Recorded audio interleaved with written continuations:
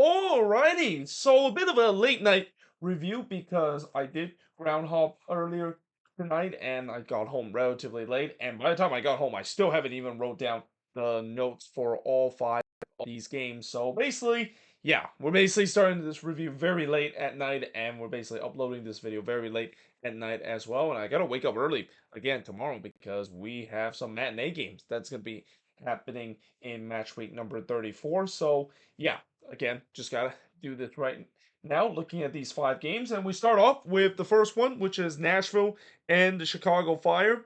And as I said before, this is the other playoff six-pointer in the Eastern Conference. And get used to me saying playoff six-pointer when it comes to Eastern Conference playoff race, because as I mentioned already many times before, the East is very tight right now. And really, I would say that these are two teams that feel like maybe they have reborn themselves in terms of getting back in the playoff conversation from the dead. These were the two teams that literally just about a week and a half ago, I thought that they were dead. Like, I thought they had no chance in terms of making the playoffs. It looked like they were heading to the wrong direction. But after them getting a big win over the weekend and now facing against each other, there's a chance where if they get one of these teams get a win, and again, it doesn't take much, you can have a mini winning streak, and all of a sudden you find yourself in a good spot in the playoffs. And right now, that's kind of the case for Nashville. And this was a very Gary Smith kind of Nashville SC kind of game. And I wonder whether or not if BJ Callahan did this on purpose, knowing the fact that, for the last couple of games,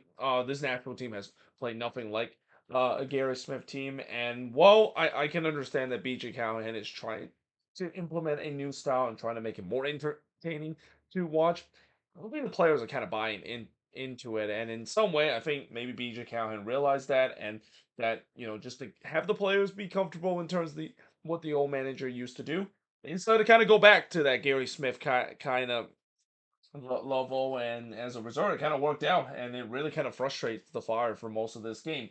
Now, early on, the first shot of the game did see Lassiter puts it wide off a deflection before the first shot for the Fire. So Barlow hits one right to Willis. The shots were only one apiece early in this one. There was not a lot of shots in this first 15 minutes, and really in general, not a lot of shots in this game as well. But in the 19th minute, on the second shot for Nashville, it's in the back of the net, and it's Sam Surridge. It's been a while since he scored. I mean, he's got a guy that just kind of randomly popped up in terms of being on the goal scoring chart, or maybe he scored a brace, but he scored here from Mukhtar and more to give Nashville a 1-0 lead. And really, it was just kind of a looping header there from Sam Surridge that, just kind of came off the post and in. So a little bit fortunate for Nashville there, and they kind of deserve that fortune because this season they haven't had a lot of fortune in front of goal so far.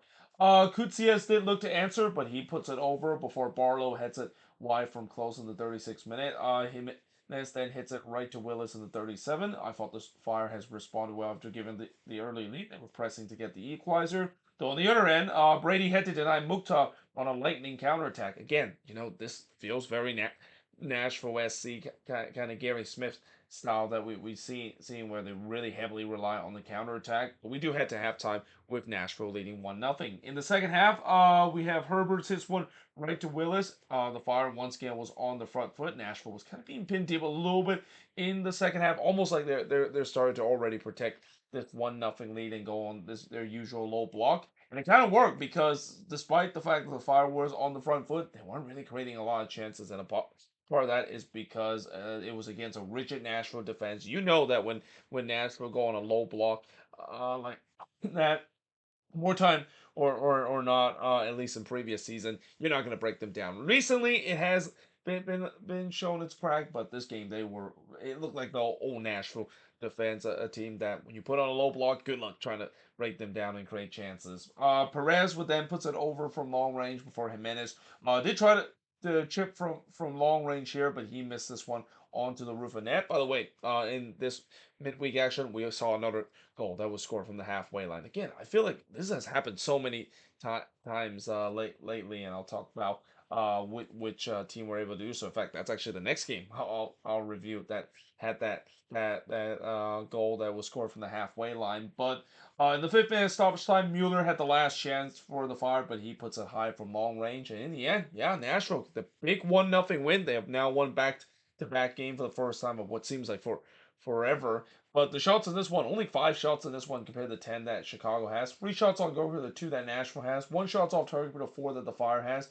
Both team had 2 shots on the block and possession wise, 41% possession compared to 59% possession the Fire has in this game. And I think this is kind of the brand of soccer. If Nashville wants to get themselves sneak into the playoffs, they need to continue to play this brand of soccer. Now, is it entertaining for Nashville fans to watch? No, absolutely not. I'm pretty sure Nashville fans hated the fact that they're going back to Gary Smith ball here or Gary ball in some way, but you can kind of see that this team feels more comfortable when they play this kind of style, and that again we'll see whether or not if BJ Callahan will continue to do so. But most importantly, again, they kind of got themselves back into the playoff race. Again, it doesn't take much. Just two straight win, even if you're near the bottom of the standing, you can get yourself back in the playoff race as Nashville has definitely do so.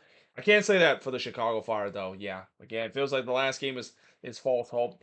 These last 2 games just kind of sums up the Fire franchise in the past decade or so.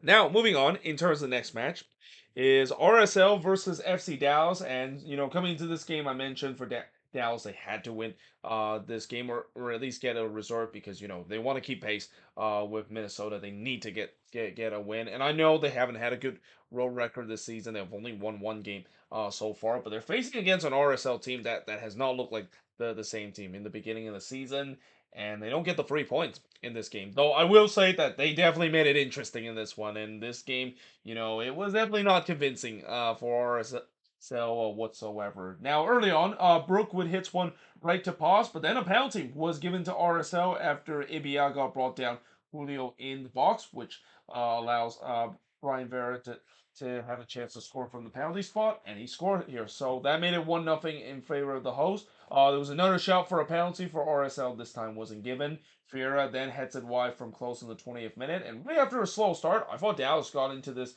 game and started to get some chances. But instead, in the 24th minute, this was the goal I mentioned. That was scored from the halfway line. So Anderson Julio pretty much doing his Pablo Ruiz impression here, scoring from the halfway line there. And again, I don't know why we're seeing this happen more and more. I guess maybe it's because nowadays a goalkeeper they tends to be they play higher up the pitch, or maybe some teams decide to play higher up, and then that gives an opportunity for the other team to catch the goalkeeper off guard. But it feels like we've just seen this so many times this season and last season as well. And this is another latest goal that is scored from the halfway line. We saw Lucas Oriano did it a couple of times, and now Anderson Julio gets joined that list. But yeah, that made it 2-0. Ariola did look to respond, but he was denied by Beavers. Much better game for Gavin Beavers. Almost said Pablo Beavers.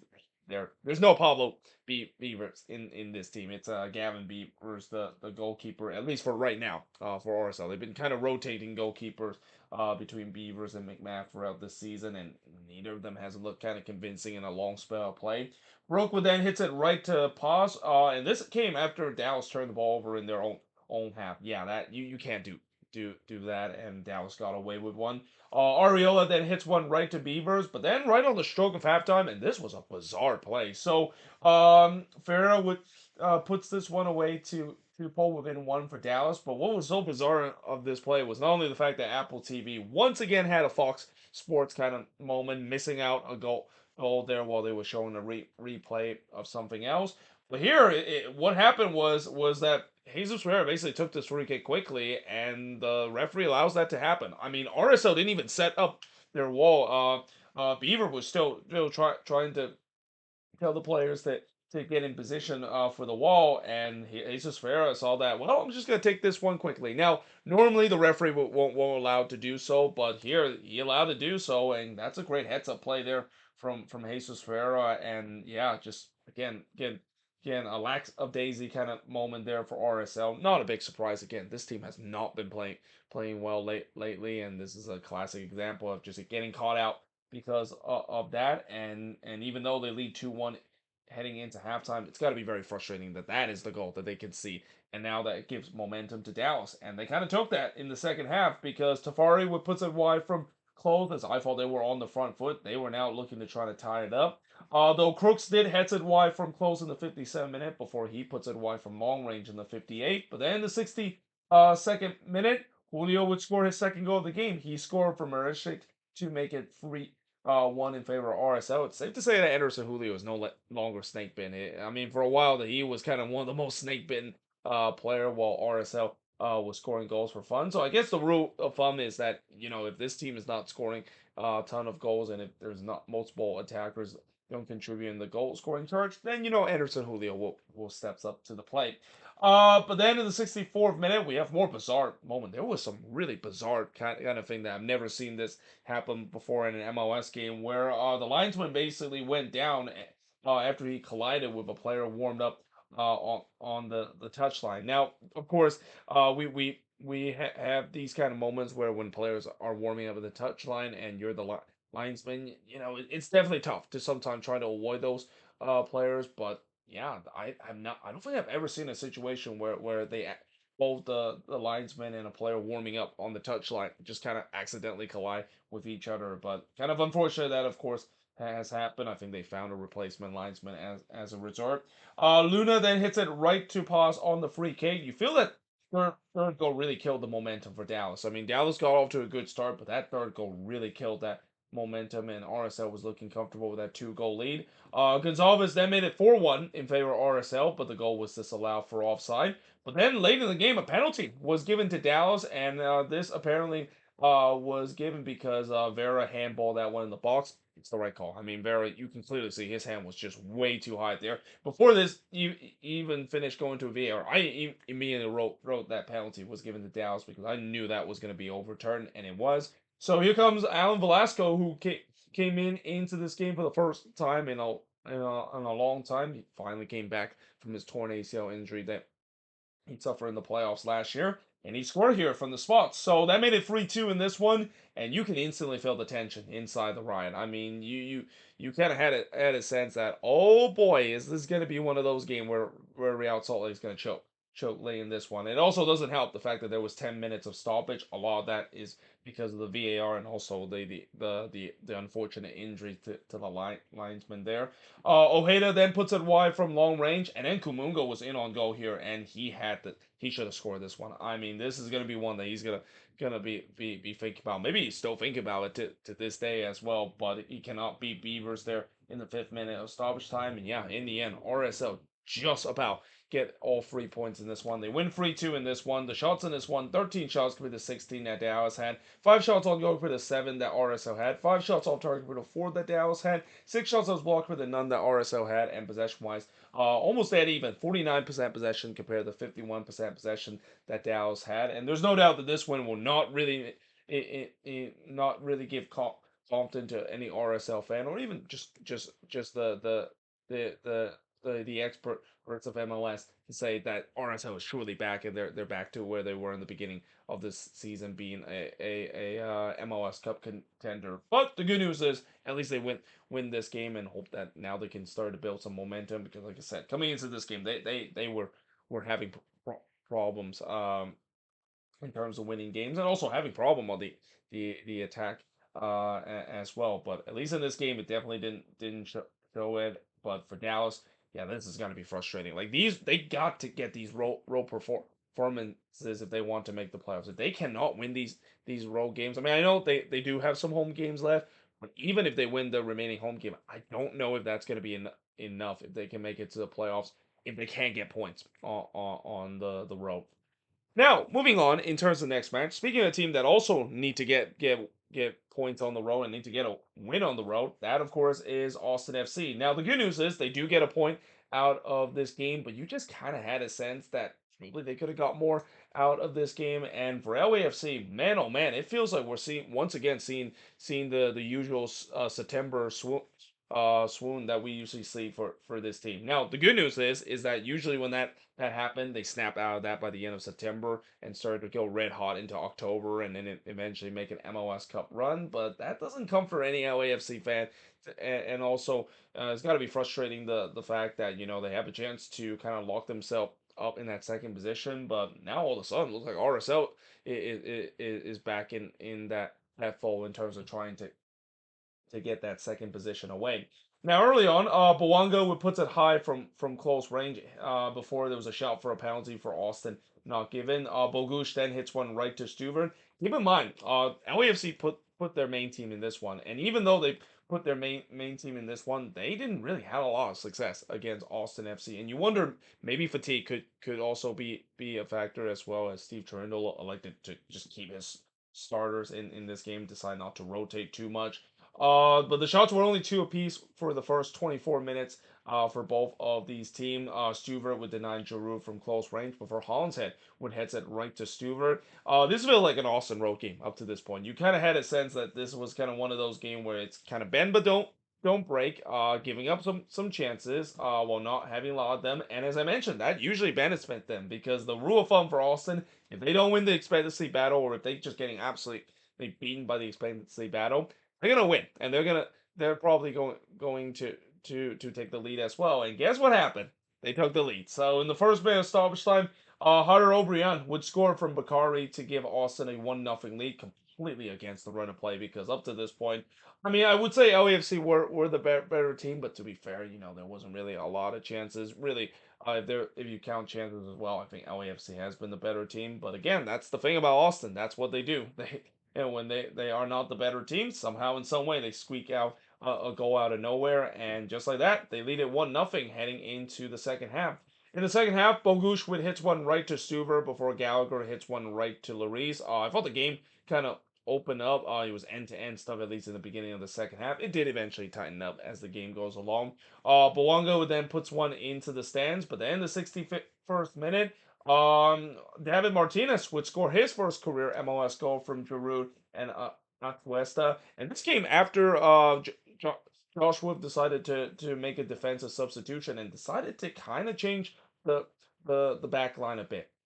I don't know why he decided to do that. You know the old saying, if it ain't broken, don't fix it. Yeah, it seems like Josh Wolf did not get that memo because the defense was holding up well for Austin, at least in the first 50 odd minutes. So why in God's name did you decide to change it? And especially, I think he thought is when he decided to go five at the back, maybe he decided to go a little bit more defensive. But I don't get why you think that you need to go more defensive when you're already doing very well defensively.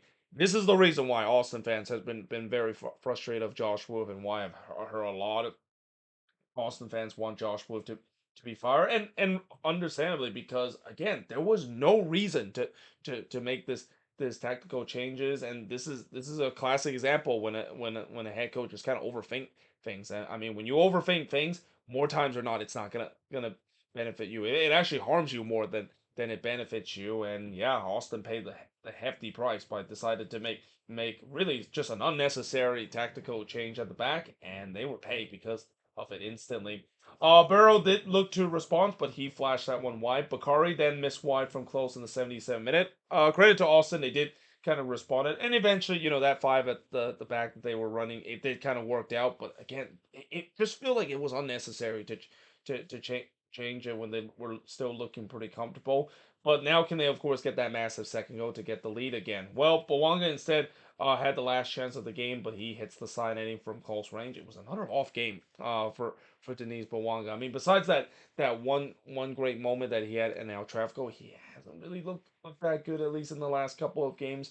But in the end, it ends in a 1-1 draw in this one, and the shots in this one, 13 shots for the 10 that Austin had, 3 shots on goal for the 6 that LAFC had, 6 shots off target for the 4 that Austin had, 3 shots that was blocked for the 1 that LAFC had, and possession-wise, 58% possession compared to 42% possession that Austin has. And overall, I don't think either of these teams will be happy with this result. I mean, for LAFC, like I said, the usual September swoon has clearly hit this team. They for the last couple of years, it's usually it's around this time of the period that they started to kind of slow down a bit. Now the good news is they would eventually rebound in the latter part of September and into October to get some momentum into the playoffs, and they're definitely gonna have to do that again.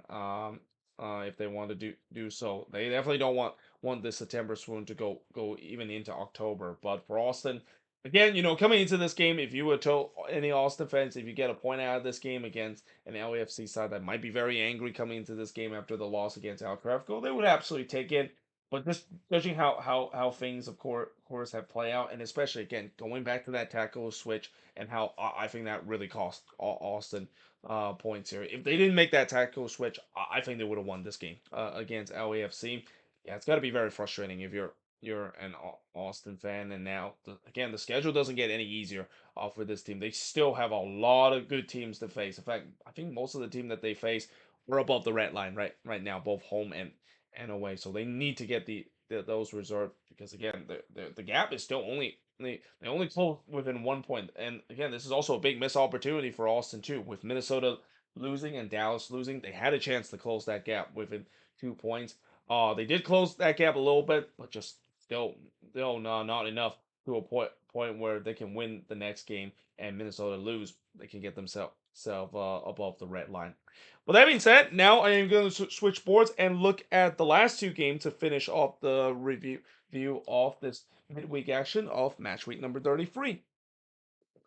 Now, let's talk about the crazy game of this midweek action. And honestly, I really hope the league next year can at least have more than just two Portland versus Galaxy game. I mean, I know that probably won't happen, but honestly, I gotta say, I really wish that we're gonna see another Portland Timbers versus Galaxy game, and we might even get a chance to see it even as soon as the first round of the playoffs, or even in the second round of the playoffs, depending on how the seeding goes. Because my oh my, whenever these two teams have played, you better grab your popcorn because I would argue this game is just as entertaining, if not even more entertaining than El Tráfico.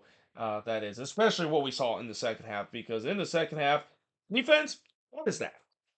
In the first half, Pooch would put one high from long range before I thought the Galaxy had most of the possession, but that was kind of by design. The Timbers were happy to sit back and look to go on the transition as they usually do sometimes. Barry would then miss wide from long range. That came off a bad turnover from the Timbers, and I thought they got away with one. Turnover was a big issue, not only for the Galaxy but also for the Timbers as well. Even though I didn't write it here. McCarthy then denied Evander from close range, but then in the 18th minute, we get the first of what would be many goals that would score in this game. In fact, I say many goals. There probably should have been more goals than the 4-2 scoreline suggests in this one. But it's Capacito Rodriguez. He scored from Evander to make it 1-0 in favor of the Timbers. Painso did look to respond, but he hits it right to Crepeau. That came off another turnover for the Timbers. So again, it was a problem early for the Timbers and also a problem for the Galaxy as well.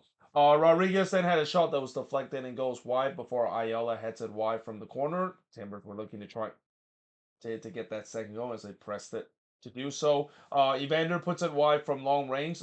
Peck would then on the other end hits one right to Crepeau. The shots were 7-6 for the Timbers 35 minutes in. Evander just missed wide on an outstretched leg, but he didn't miss this one just 3 minutes later as he scored here from Santi Moreno to make it 2-0 in favor of the Timbers. Just optional defending there from the Galaxy. And get used to me saying optional defending too throughout this game because yeah, by the second half, defense pretty much just gave up in this game.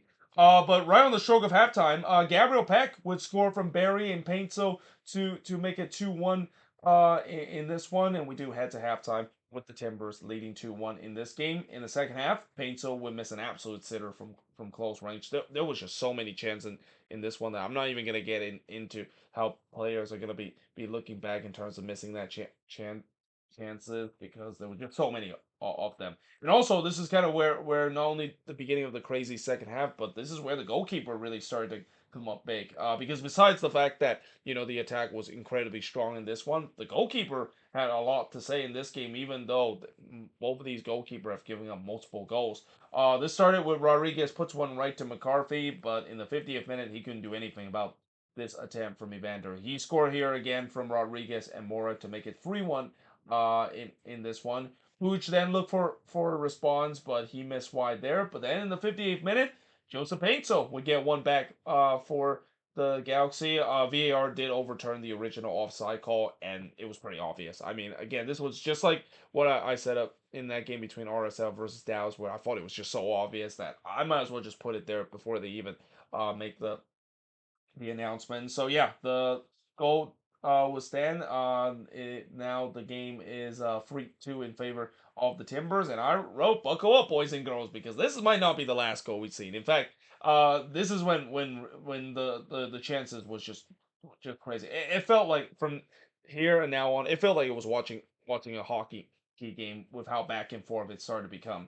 It started with Peck hitting one right to Gray Pro in the 62nd minute, and then McCarthy, just an incredible double save, robbing both Rodriguez and Mora in the back post. Evander on the other end puts it over from long range. The shots were over 15 apiece, 70 minutes in this game. Yeah, yeah, and we're not done yet. Yet it's about to get even more crazier. It started with Yoshida heads it wide from the corner before on the other end McCarthy denied Moreno from long range. McCarthy then denied Rodriguez from close just 1 minute later. Defending was not a thing up to this point, and probably won't be for the rest of the game, I assume, because on the other end, Roycewood hits one right to Crepeau, and then on the other end, McCarthy denied Mora as the flag went up here. So even if that goal went in, it wouldn't have counted. But in the 77th minute, on the other end, Crepeau denied Puig in the 77, and then Joveljic would puts it wide from close range.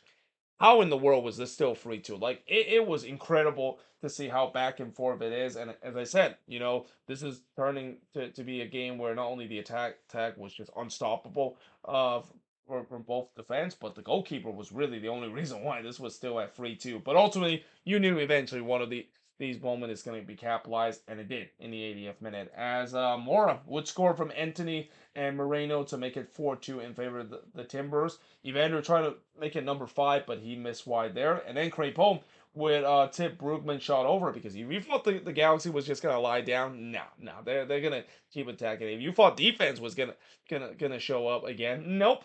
Because in the first minute stoppage time, Puig would puts one puts one over from long range as the Galaxy was pushing for one back. Puig then puts it wide from long range, and then he curls it just wide from close in the 7 minute of stoppage time.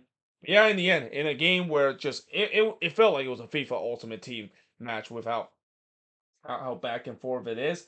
The Timbers survived. They outlast the Galaxy with a 4-2 victory in this one. The shots in this one just absolutely ridiculous. 22 shots compared to 24 the Galaxy had. There was 48 shots combined in this game. That is probably the most that I've seen this season, and at least this is probably the first time I've seen both team hit 20 plus shot. And again, this is the story of the Galaxy season, and really the story of of watching Galaxy game. It's not a Galaxy game unless if there's just a crazy amount of shots that is being put in a game. It's pretty much just that meme of absolute cinema with Einstein in it. That was pretty much this game of what we saw throughout. 12 shots on goal compared to 7 that the Galaxy had. 10 shots off target compared to 8 that the Timbers had. 2 shots that was blocked compared to none that the Galaxy had. And possession-wise, 56% possession compared to 44% possession the Timbers has in this game. The good news for the Galaxy is that because LAFC didn't win their game, they still hold a pretty good good spot in first place. The bad news is this is kind of what I thought is gonna eventually come back to bite the Galaxy. Again, the Galaxy this season, they've done a good job in terms of outscoring their opponent. We know that their attack has been ferocious, but you can only do this so many times before there's going to be one of these games where you simply just cannot outscore your opponent because of how bad the defense is. And I'm also not going to praise that the Timbers defense was good either. I mean, their defense was just as awful it is. But at the end of the day, when you're just clearly relying on hope that you can outlast your opponent by simply scoring a lot of goals, usually that is a team that I don't think is gonna do very well in the league. Again, the Galaxy seems like they're kicking the norm here. I don't think that you can do that when you get into the playoffs, especially when things are tighter up. And this is kind of also the reason why, even though the Galaxy in first place, I don't know about you, but I'm not really that high on the Galaxy of going really deep. And this is not because you might think I hate the Galaxy, even though I did a video talk about how the Galaxy is one of my least favorite team. But I just think that the way that they play like this, I just don't know if that's kind of sustainable once they do get into the playoffs when things are going to be tightened up. And again, their defense, it has to be tightened up. They cannot keep having these kind of shootout game and expect that most of the time that it's gonna do well and they're gonna make it to the playoffs to go on a deep run as a result. But for the Timbers, it's kind of the same thing. Like I said, they also need to tighten up their defense as well. In some way, the Timbers is kind of similar to the Galaxy this season, where they have had these kind of games before. Although at least they have kind of tightened up a little bit in the last couple of games, and hence that's why they're in the position that they in compared to where they were in the beginning of the season when they were not tightening their defense up, and they just simply cannot outscore the opponent because of how bad their defense was. Either way, though, what a game this was. I mean, if you're a neutral, this was your dream matchup, or at least if you're a neutral that likes goals and you don't want to see defense intervene, this is kind of pretty much your dream kind of match because my goodness, what please give me another Portland Timbers versus Galaxy game. Just give me another one when we get into the playoffs as well. With that being said, moving on into the last game on this board, and the last game of the review of match week number 33 is Seattle and the San Jose Earthquakes. So, yeah, Seattle, they still have no answer against the Quakes. It's now 7 games since the Sounders have beaten the Quakes. It is hard to believe that, I've said in the preview, it used to be that the Sounders were the one that just have the Quakes number. And it feels like ever since the Quakes pull off that surprising 1-0 win against Seattle at Lumen Field a couple of years ago, the script has completely flipped. It's now the Quakes that simply has the Sounders number, and in this game, the Sounders should have won this game. The Sounders absolutely should have won this game, and this is a classic example of what happened when you don't kill the game off, and also just kind of decided to not give your opponent too much respect late in the game. Just kind of just think that you can put it into to neutral and ease your way to all 3 points. Because despite the fact that I know the Quakes are nailed to win the win spoon this year, that doesn't mean that you can just think that you can just stroll around and that will be an easy 3 points without some consequences, especially when you're facing against a team that just have your number in the last 6 matchup. Now, early on in the first half, Rodon had a shot that was deflected and goes wide before Reagan heads it wide from the corner. By the way, I didn't write too much notes on this game or even in the other 7:30 game because my eyes was just glue on this game of how crazy it was. So again, that's why you don't see as much notes in this game and in the other 7:30 p.m. Pacific game compared to this one. But I thought the Sounders were on the front foot. While the Quakes were definitely pinned deep early. It feels like it's your typical Quakes road game, that is. Fry then tipped Espinoza across away, and that was maybe the first shot for the Quakes. I mean, would you count that as a shot? Anyway, Espinoza would hit one right to Fry before I thought the Quakes. They started getting into this game. They were looking to get the opening goal. And they do. In the 16th minute, it's Pellegrino. He scored from Espinoza to make it 1-0 in favor of the Quakes. Yeah, not great defending there from the Seattle Sounders, especially from Alex Rodon. Just again, not being able to clear that one away, allow Pellegrino to kind of almost pickpocket him and tipped it away here. And that won't be the last time that I'll talk about there was a mistake from Alex Rodon. He definitely had a bit of a stinker in this game. But in the 21st minute, the Sounders would equalize because you thought that the Quakes would hold on to the lead. I mean, you haven't watched the Quakes enough, didn't you?